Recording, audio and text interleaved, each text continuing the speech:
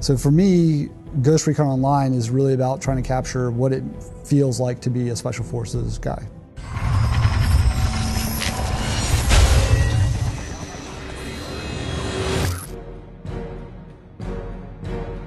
For Ghost Recon Online, we set out from the get-go to create a game that focuses on team play. And when I say focuses on team play, we as designers focus on making team play easy. So the goal we have in Ghost Recon Online is that it's easier and more beneficial to play as a team than it is to play as a lone wolf. And I think what we've achieved in Ghost Recon Online that is a bit different from everyone else is this whole idea of accessible team play.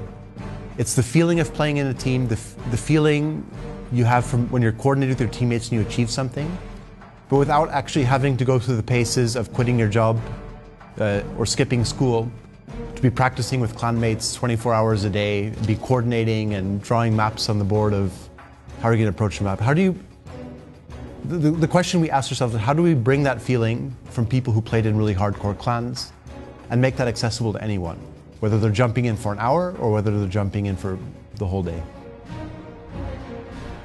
Each character class has two different abilities that they can switch between during the game. Each of these abilities has key strategic and tactical differences in how they can be applied. Some are more offensive, some are more defensive.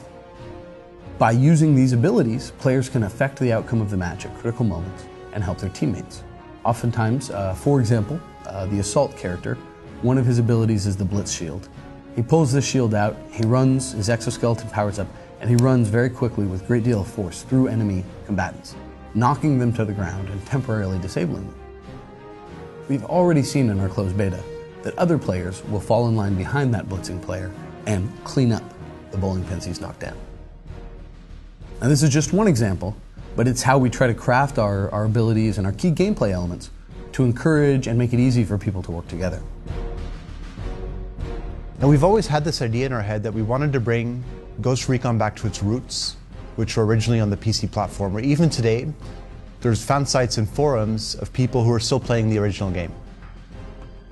And with a free-to-play game, we really like the idea of being able to break down that barrier, where if I'm enjoying myself, an hour later, one of my friends can come join me with the same kind of easy entry flow that I had. And that makes free-to-play games very social by nature, and really removes a lot of the stress of where do I spend my hard-earned money, where do I break open the piggy bank. I know I've been making games for years for different platforms, but I myself, at my heart, I am a PC gamer. You know, playing Descent and Quake in the old days.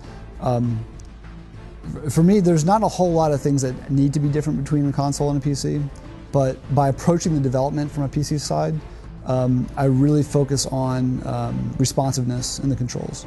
So while a lot of people think of third-person shooters as clunky, but they look good, they sell this thing, we actually have a really good-looking third-person shooter that that is really fluid and responsive to your motion. So it actually plays a lot like a first-person shooter.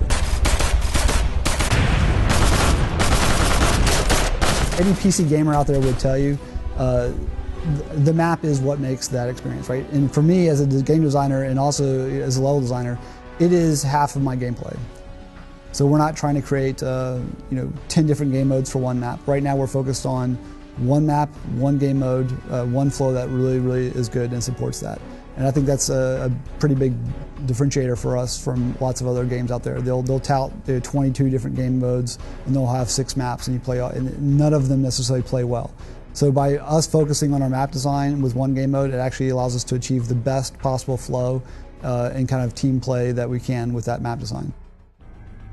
From the quality of the controls, the quality of the assets, your characters in Ghost Recon Online, we want to build that high quality experience, an experience that doesn't feel like a free-to-play game, that just feels like a game. Because right now, in this day and age, that's what matters. The access to a game that's fun, that you enjoy. Labels aside, that's what we're here to do, is create a game. Quality, engaging, fun experience you want to come back to.